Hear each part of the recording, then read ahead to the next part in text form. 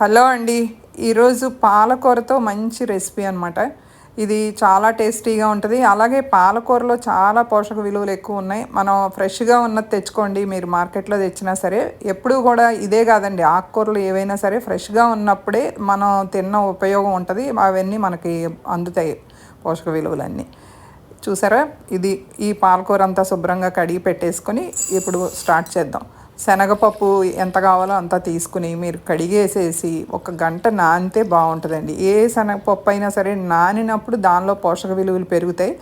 లేదు మీకు టైం లేకపోతే డైరెక్ట్గా కుక్కర్లో వేసుకోండి. ఇలా ఉడికించేసి రెడీ చేసి ఉంచుకోండి. ఒక 2 విజిల్లు అయితే సరిపోద్ది. నానితే ఒక గంట 2 గంటలైన నానితే కూడా చాలా మంచిది. కొంచెం మెంతులు, చాలా కొంచెం ఆయిల్లో ఇంగువ, అది కావాలంటే వేసుకోండి, లేకపోతే స్కిప్ చేసేయండి.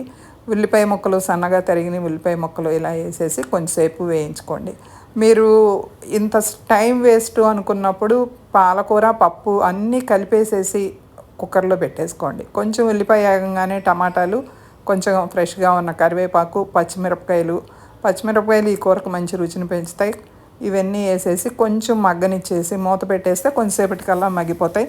ఇప్పుడు మన రుచికి సరిపడా, మొత్తం కూరకు సరిపడా ఉప్పు, ఈ ఉప్పు, పసుపు, అలాగే కొంచెం ధనియాల పొడి.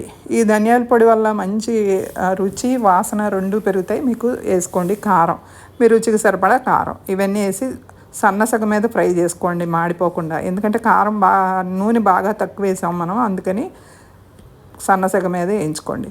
ఇలా ఆకుకూర అంతా వేసిన తర్వాత ఇప్పుడు మూత పెడితే చక్కటి ఆకుకూరలో ఉన్న నీరంతా వచ్చేస్తుంది. చెప్పానుగా, లేదనుకుంటే మొత్తం అన్నీ కలిపేసేసి కుక్కర్లో 2 విజిల్లు రానిచ్చేయండి. ఇలా మగ్గిపోద్ది, ఎక్కువ టైం ఏం పట్టదండి.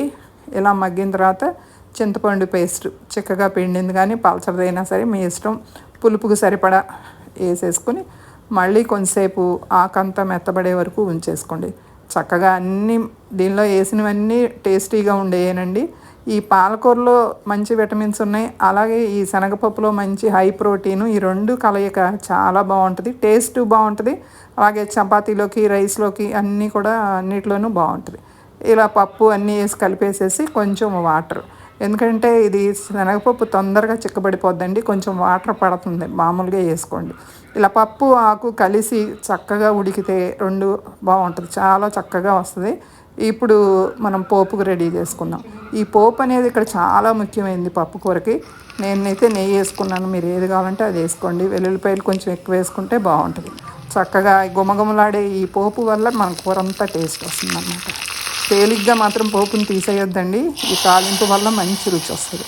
చూసారుగా ఎంత బాగుందో, వేస్తుంటే మంచి స్మెల్ రావాలి. ఆ గుమాయింపులు వచ్చినప్పుడే మనకు కూడా తినాలనిపిస్తుంది కూడా అనమాట. ఇలా పప్పు గుత్తితో కానీ మ్యాషర్తో కానీ మెదిపేసుకోండి. ఉప్పు, కారాలు అన్నీ ఈ స్టేజ్లో చూసేసుకుంటే అయిపోయింది. మామూలు పప్పు కంటే ఈ పప్పు చాలా టేస్టీగా ఉంటుందండి. మంచి రెసిపీ.